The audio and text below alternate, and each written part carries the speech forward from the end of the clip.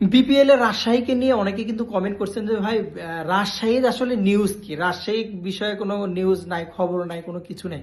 ভাই রাজশাহীর বিষয়ে যদি আপডেট দেই আপনাদের, আমি বলি রাজশাহী আগের যে ধলু মার্কা যে মালিক ছিল তাকে তো সাসপেন্ড করেছে, এবং কালকে যে বোর্ড মিটিং হয়েছিল 30 তারিখে, সেখানে আগের কে রাজশাহীগণ, বরিশালগণ, রংপুরগণ, যে কোনো টিম আগের যতগুলো বিপিএল এর টিম ছিল কেউ আর বর্তমানে নাই।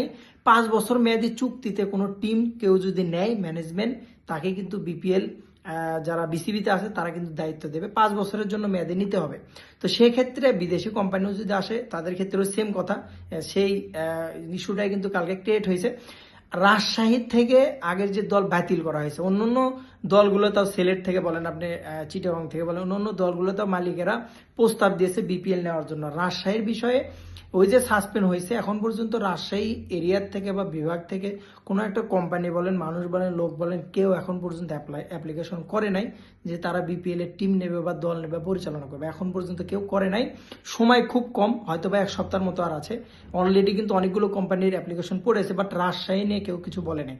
দেখা যাক, সময় বলে দেবে রাজশাহী বিপিএল আসবে কিনা। হয়তোবা তাতে বোঝা যাচ্ছে 2026-এর রাজশাহী বিপিএল আসছে না, ধরেই নেওয়া চলে। Best of luck.